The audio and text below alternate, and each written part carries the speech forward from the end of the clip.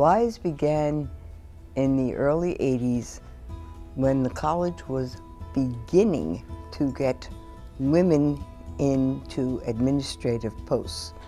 Kara Smith was the first dean of students, female dean of students. And several of us would meet and talk about what we needed to know and that we needed to be supportive of the women in Essex because the men wouldn't let us in the old boys clubs since they had been running things for a while. And we knew we could do a much more efficient job than they had been doing. Well, there were a group of women here who thought we needed to do a little bit more for the women in the college, to further their opportunities, to have them have someone to go to talk to if they had problems, just a resource for the women.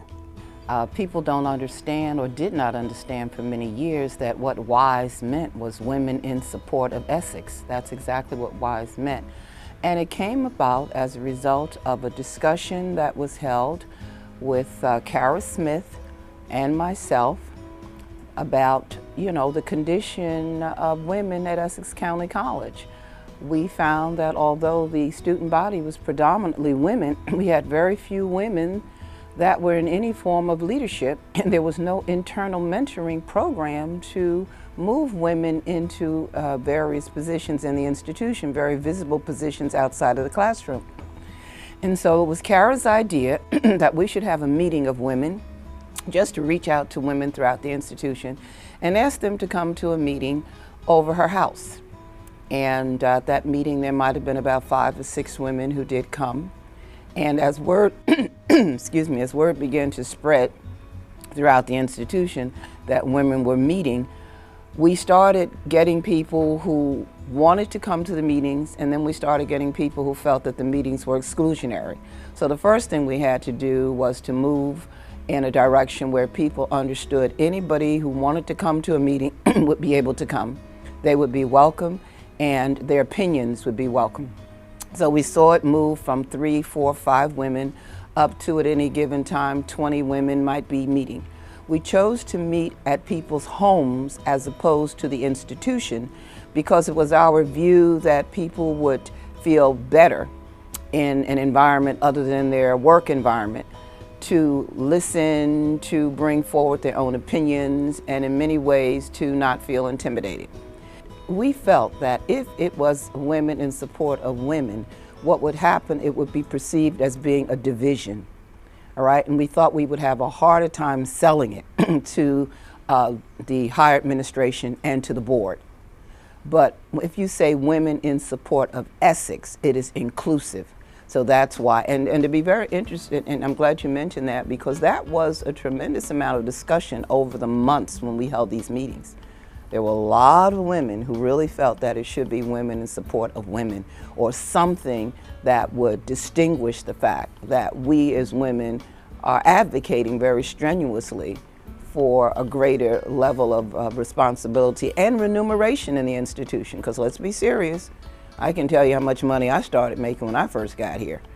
And they hired a guy maybe about 3 months after me, and he was making a whole lot of money. The men called us the potato chip women, but they were in for it. We would meet at different houses on, they used my house at one time, Dean Smith's house, and we also would have, quote, lunch at the Priory. The initial people for WISE who would meet were myself, Mamie Bridgeforth, chair of the Social Sciences Division, Kara Smith, as I mentioned earlier, she was Dean of Students, Laura Rogers, who was a counselor and later earned a PhD, and also Earlene Wilder, who was a maintenance lady, and she told us all of the things and places that were available in the college. So we knew where offices were open, materials were available, furniture was available, and we began to organize. Once we received support from Dr. Yamba to bring it on campus, and he would then present it to the board after having to assure him, as well as all of the men in the institution, that we were not leading an insurrection, we're not out to destroy them, that we were in fact we wanted to be supportive of the whole institution, and we were a tremendous part of that institution. Once we brought it on campus, Dr. Yamba was kind enough to give us a location. They didn't give us any money. So what we had to do was we had to launch WISE with no budget, just a space. And so we had to take turns during our lunch hour being over there in that location, because we knew that if we were not there visibly, the location would peter away, because we really believed that people just thought we would just, don't pay them any mind, it's not going to last. We fooled them. Put forth a proposal, wrote a grant which was funded, and WISE opened. The first director of WISE was a Dorcas Bradley, who was the first PhD, earned PhD here at the college. She was a counselor, and she was also an African American woman. And obviously I'm quite proud of that, as many of us are. Then was trying to hire people. Bernice Ellis was our first secretary and the longest secretary. Very, very good in setting up files, setting up the records to get us started. But the salary of the first secretary was higher than our OWA, they were called at the time, it's SSA now, people were paid. And the idea was to use that as the foundation for the next contract negotiations as to what the salary of our office assistants and secretarial people, clerical people, should be. And the salary was funded because we were working initially from a grant. So we had some freedom to do things with the grant that were not available yet in the college contracts. The reaction of the college was they didn't believe it. They didn't believe we could do it. The men thought we were a big joke and said so. That's why we were called the Potato Chip Group rather than Women in Support of Essex. Once we began functioning and doing things, they found a little bit differently. In particular, the first formal where we broke even. We owed nothing and we paid all of our bills. So they began to realize that we were a force with which to be reckoned. Now, every woman was not on board. There were some women who were suspicious of what we were doing, felt insecure, and really felt that what we were doing would make it worse for women. Not positive in the beginning. Personally, I think at first, because we were 5 black women, I felt it was because of racial. And then, because it was just for women. And we just felt that it's wise as the Women in Support of Essex. We were in support of the college, not just women, not just black women, but just the college. When they saw things were working, the ladies were benefiting and liking it, it was accepted. We had such a strong sisterhood coming out of WISE. We had things happen, such as we had one particular woman, and she was going through a very, very difficult divorce, and ordinarily no one would have been there for her. But because of the sisterhood that we had, even when her husband was taking her back and forth to court every time you turned around, trying to take the children from her, we would, on our lunch hour, take turns going over to the court and sitting with her so she knew she was not alone. And then at the end of the day, sit with her and say, now listen, you got this report to do, you got that report to do, how do we get this done? And so it was that kind of support system that we wrapped around women. Well, for instance, if someone has a problem with a supervisor, they don't know who to go to. The supervisors have a supervisor, and sometimes they didn't want to go that high, and they would discuss it with another woman. Sometimes they would come to me as a human resource person. However, rather than go to the dean if it was in academics or to another person, we sent them to the Wise Women's Center. Then there were also workshops that they wanted to have, and those were very effective. They would set up certain workshops for anybody. They weren't just for women. They might have been geared with women in mind, but anybody could attend. And we got good vibes from there that it was going strong. I would simply say that young women today are very different than the women who started WISE. Very, very, very different. We went to each other's homes. You know, I think the first meeting was at Kara's house. The second meeting was at Gwen Slayton's house. The third meeting was at Laura Rogers' house. The fourth meeting was at my house. And we cooked, and we fellowshipped, and we ate, and we disagreed. But we came up with something that we felt would work for this institution, and it did.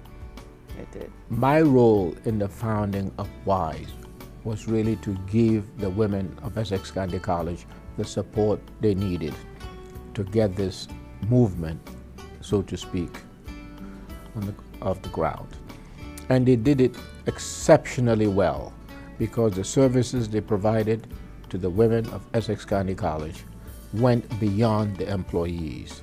In fact, they expanded their role to include the entire community. They were very much involved in training. They were very much involved in shelters for women, for battered women. But a critical part also was that they were a support system to the women. They were mentors to the young women who came to Essex County College, and they were indeed the pioneers. And my role, yes, I cherish that role, I like that role, but if you know, I come from a family that is dominated by women, so I really had no choice but to support the women at Essex County College. I have tremendous respect and admiration for the women who started the WISE Women's Center, Women in Support of Essex. I came to Essex, as many people did, as a very young working mother professional, and I found that the support, the feedback, and just the overall encouragement that I received from women who were part of the initial WISE movement was very, very beneficial to me. And I'm talking about Kara Smith and Mamie Bridgeforth, Yvonne Lowen, Gwen Slayton, to name a few. And over my years here at the college, interestingly enough, I ended up working for Kara Smith when she was dean, and fostering a very close mentorship with her, which I think the genesis of that came from the work of WISE.